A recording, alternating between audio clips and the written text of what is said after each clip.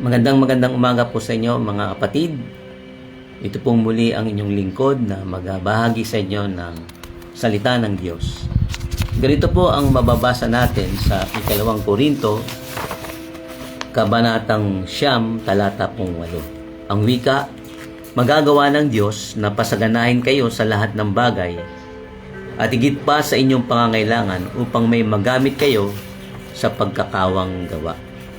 Ang mayamang pagpapala ng ating Panginoon Diyos ang sumaati nawa sa pagkabasa at pagkarinig ng kanyang mga banal na salita. Ang paksa po natin ay may pamagat na kunin mo na ang benepisyo mong masaganang buhay. Are you taking full advantage?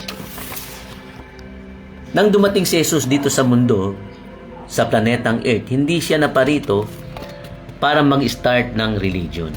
Naparito siya upang bigyan tayo ng pagkakataon na mapabilang sa kanyang sambahayan para tayo maging kapamilya, kapuso, at maging mga mamamayan ng kanyang kaharian or citizens of His kingdom.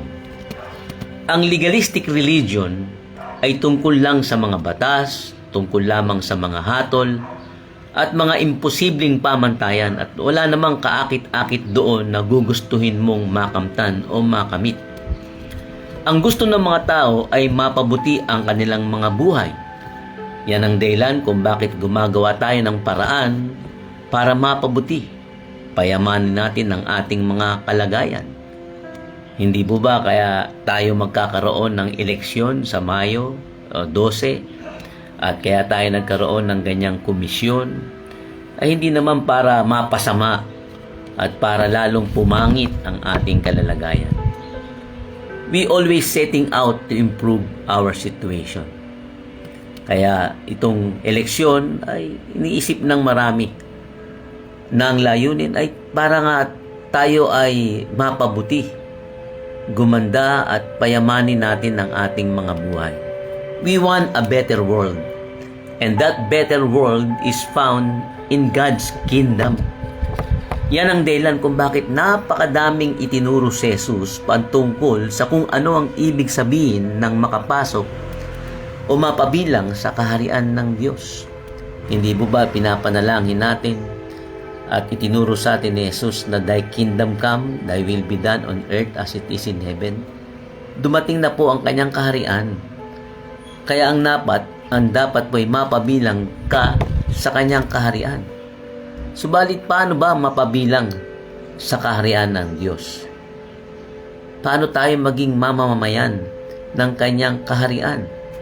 Kapag isinuko natin ang ating mga buhay kay Jesus, tinanggap natin siya bilang ating tagapagligtas at Panginoon, hinahayaan natin siyang maghari, manguna sa ating mga buhay, magsisimulang maunawaan natin kung ano ang ibig sabihin ng maging mamamayan ng langit or citizens of heaven.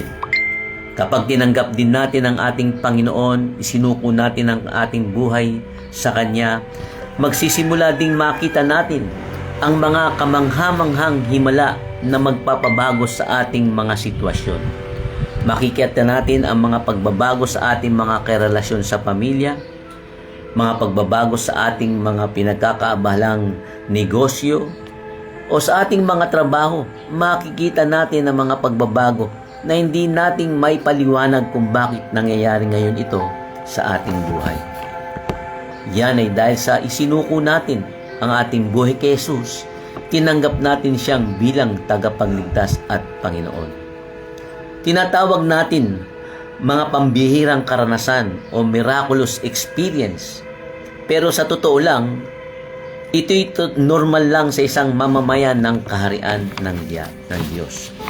Kapag isinusuko at isinuko natin, inialay mo na ang iyong buhay kay Jesus, ikaw ay mamamayan na ng kaharian ng langit, kingdom of heaven.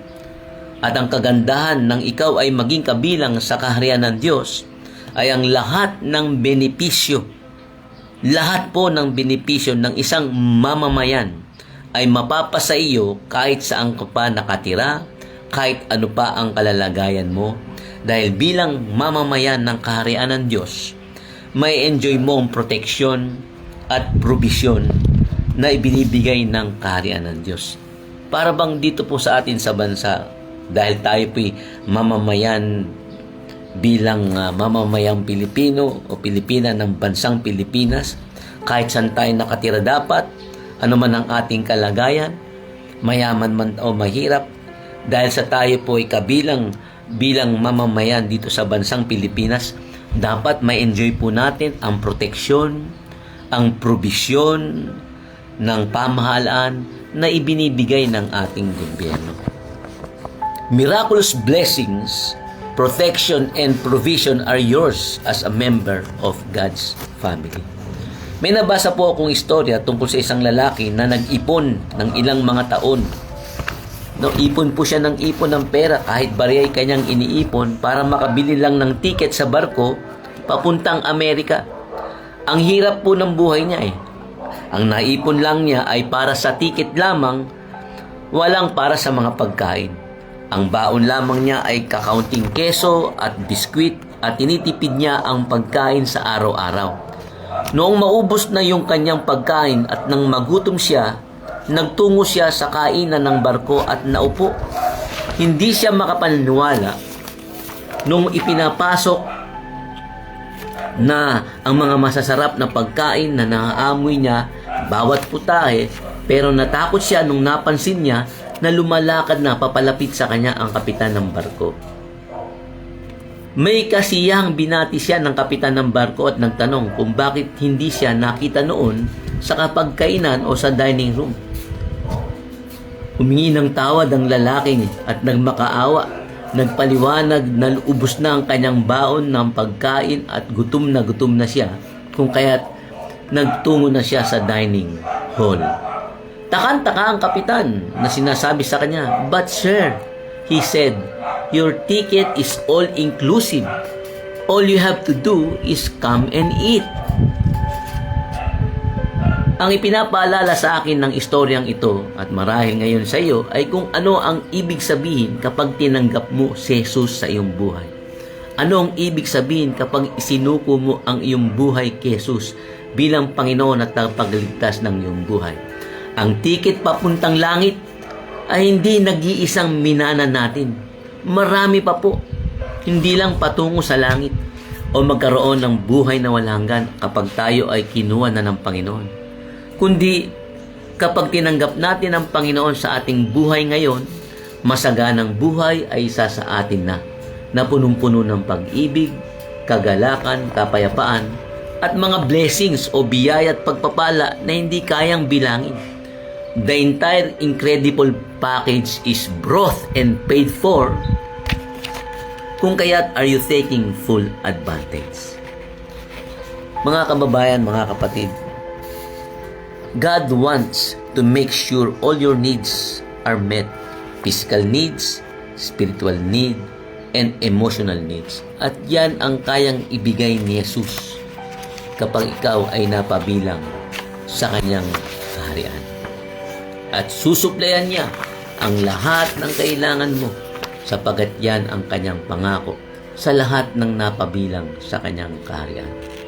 Kaya nga po yung ating pong talata na iiwan sa inyo, ang sabi po sa 2 Korinto, kabanatang 9, talatang 8 ang wika, magagawa ng Diyos na pasaganahin kayo sa lahat ng bagay at higit pa sa inyong pangangailangan upang may magamit kayo sa pagkakawang gawa. Kaibigan, kapatid, ano man ang pinagdadaanan mo ngayon, ang pangakong ito ay para sa iyo.